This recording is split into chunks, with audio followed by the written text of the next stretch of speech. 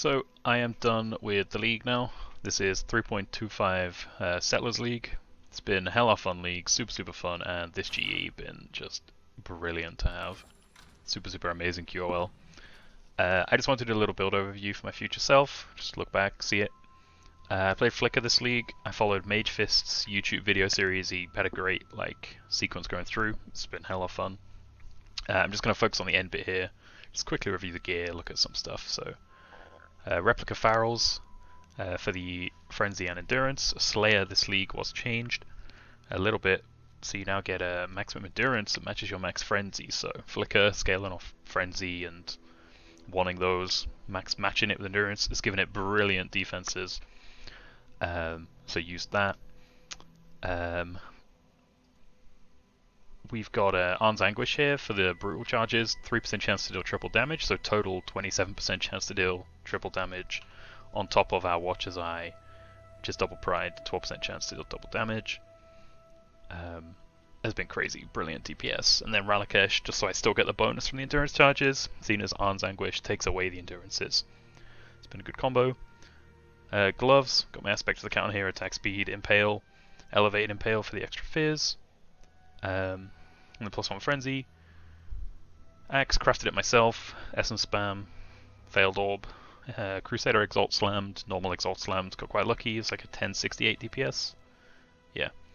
And that's with the Settlers bench enchant.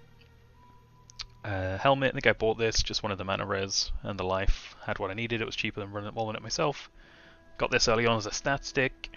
It's a pretty big find. Life, crit multi. The attack leech as mana was very useful as well, because I need some form of mana leech on here other than taking like 2 nodes. So you can either do like 1-2 here, get some attack leech, or if you get a jewel here like this, pretty standard for any attack build, you can go to here and get the mana leech as well. This is definitely better than going for the life mana leech for 2 points. 2 more here, it's way more damage. But I bought this as a gold amulet and turned it into a talisman. Got lucky, hit % life, which is super good because Flicker's a little bit squishy, so having almost 4.5k life feels really good. I am level 100 now.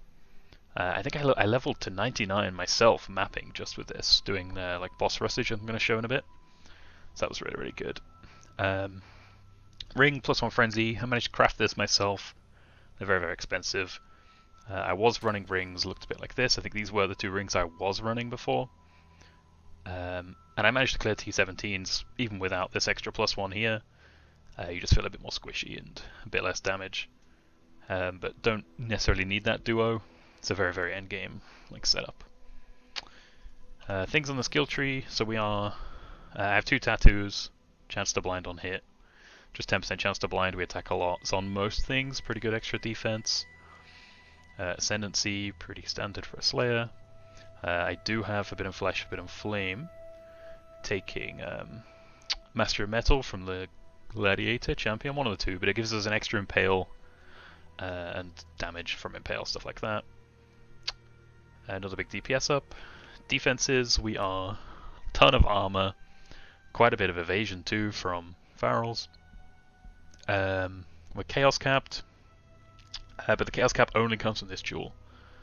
If I take this jewel out, 40%, and I think the other Chaos Res comes from the boots, 20 here. So yeah, minus 60. So Ralakesh and this jewel alone, taking up a lot of res. I can't remember how much this is. It's quite a lot. This standard, so this was for the more mana res, so that all the mana res to be able to run my auras comes from Enlighten in the link. Reduce mana res on the helmet, wherever else on the tree, and then this jewel. Another one up here, so my Impale chance, with all the nodes on the tree, the gloves is 95%, I believe. So it's 105, I just fit this jewel in, jigged around some points for the extra 15, was it? 10% chance to Impale and hit. So that took me from 95 to 105. I just wanted 100% Impale. This jewel slot, you can get a well-rolled Lethal Pride in here maybe. Lots of points nearby for the crit multi. I couldn't be asked to find one, so I rolled a jewel with the multi. The accuracy is actually a little bit important here, so my accuracy is 100. If I take this out, it's 199, so the accuracy on there was useful. I think that's it for the skill tree. Ancestral Call, I was swapping that out for close combat sometimes if I just wanted to blast through maps quicker. But we do have the non-Vile Strike skills hit enemies nearby. If I run in T17s, I swapped this to monsters can't block your attacks, and then I put this in for clear, and then when I got to the boss I swapped it back. I have Double Strike of Impaling. Every now and then I would swap that in. It was mainly if I did like a Maven, or like for my Uber challenges. It's not that good, it's alright, it's not the best for bosses, but it's still okay. It takes some time to ramp, and you often can't stand still long enough to ramp. You'd normally die. Flasks, I could have swapped this out for a Bottled Faith for way more damage, but just didn't want it. Quite liked just running this, didn't want to swap it in. Every now and then if I wanted more evasion, didn't feel I need the Molten Shell, I'd swap this in. Pretty standard. So yeah, I got some maps here I want to run. Most of the strats I ran this league was Atlas running for the invitations with Conquerors, and then I farmed T17, so I'm going to do 4 Conqueror maps. I rolled some good layouts. For the Conquerors, I was running Maven Conqueror Rush is what I called it, and I ran this. And it was pretty much just put them in, run to the boss, go. So we're going to witness them all with a Conquer Rush. Just show you what the DPS looks like. This strat farmed some T17s along the way as well. I think I had all the like map up chance. And sometimes I'd clear the maps, but most of the time I think I just rushed to the boss, cleared the packs I saw along the way, and picked up the loot. I think my PC hasn't quite loaded in the enemies yet, but for the sake of the video I'm not going to clear all the packs. I'm just going to rush to the boss. So maps. The Warlord is here somewhere. So yeah, pretty good damage. I think all these maps were rolled. I think I rolled them without many tank mods on them. So yeah, there was no like tank mods on these. This is just a standard, not scaled health. But I believe the T17 map has significantly more tank. I think it has like 100%. 100% more life, something like that. 69% more life. This was an average sort of T17 map I was running. It was with 1 Deli Orb and strongbox farming.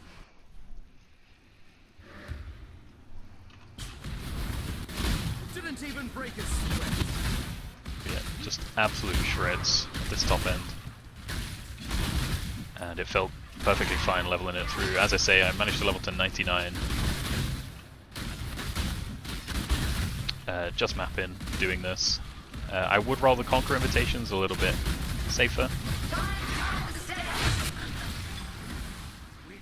Just to make sure I didn't die while I was trying to level up, but once I was leveled up it didn't matter. Just ran whatever mods. Lots of damage.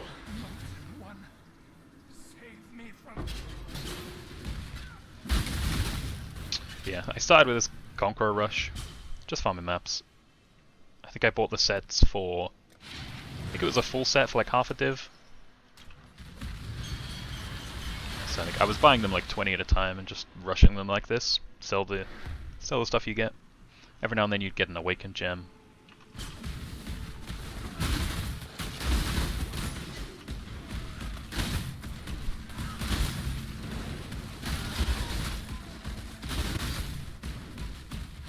But yeah, when I was actually running these, clearing way more enemies than I have been here. Just kind of want to showcase the damage here more than what I can do in a T16 map, because it's just going to blast the T16 map.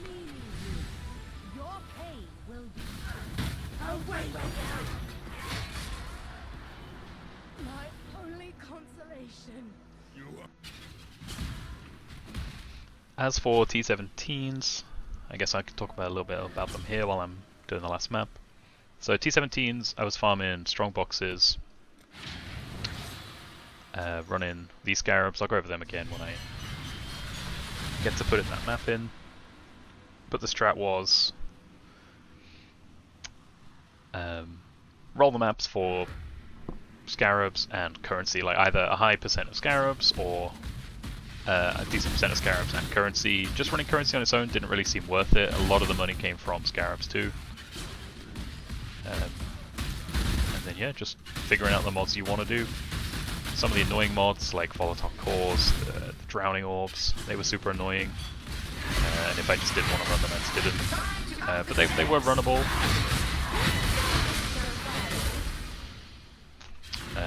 They were just annoying. Crit maps were quite rippy.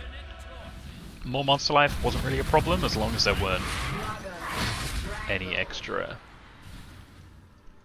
like damage mods on top of it. Because the longer the boss was alive, the more likely you were to die. I was farming sanctuary maps. Long day.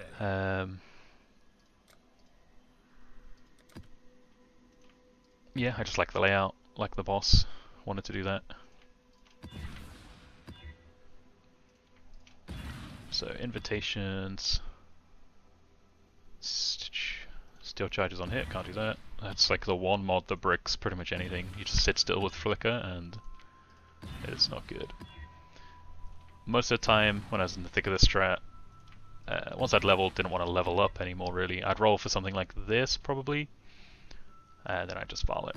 As long as it was like 60 plus, I'd Val it, run it. So I think this was what, minus max, bit of increased damage, life and AoE to the bosses. If Redeemer or Baron, they were the ones I focused first. If I saw them, because they were the ones that filled up the arena with annoying mechanics, whereas Drox and Almazin didn't really mean anything. But yeah, pretty good damage, pretty good. The gold for Settlers League was really not good doing that strat. But yeah, pretty fun. So T17 map, I was farming Sanctuary. I'll show the Atlas tree for this. Atlas tree was T17 strongbox, looks like this. The Beyond nodes, you don't have to take them, but they're very, very good. Because they do spawn some rares. And that's why I was running containment, so they're all in strongboxes. Strongbox is more likely to be rarer varieties, increased effect, better chance to open, and then rare monsters have 2 additional modifiers. So I work super well with this, 50% increased chance to drop scarabs per modifier. So having the Beyonds was good because the more rares you see, the more the more mods they have, the more likely you were to drop scarabs. So something like this is what I was running quite a lot. I'd consider this a fairly easy map. Just the boss is a bit tankier. The bosses is where I mostly had the problems because of a half phase mechanic, which has the orange orbs shooting outwards. They gave me a little bit of a problem sometimes, but you got 6 portals for a reason, and that's just what I did. I didn't want to roll a build. I was having fun rolling on Flicker. So I'm going to shut up now. Just run this strat, let it play out, and then I'll end the video. So Exarch, ambush on the map device, T17 strongbox, and this. So see you in a bit.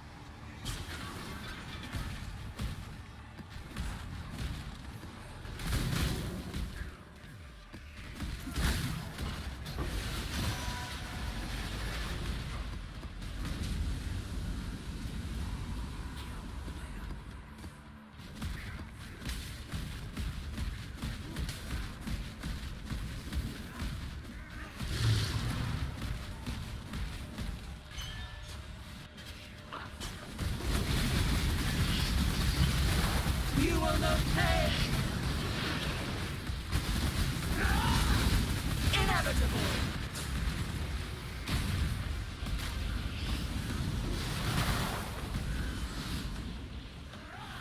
I will bathe this world in blood.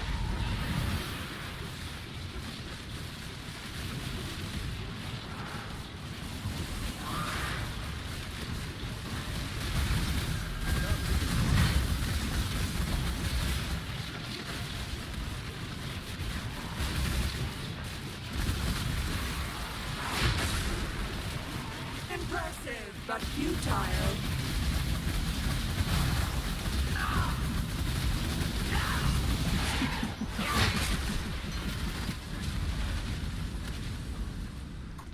And yeah, that was the T17 map showcase.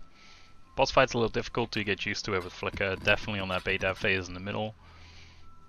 Yeah, it's been a very fun league. Super loved it, and I really hope they keep the sellers in some way. It's really good.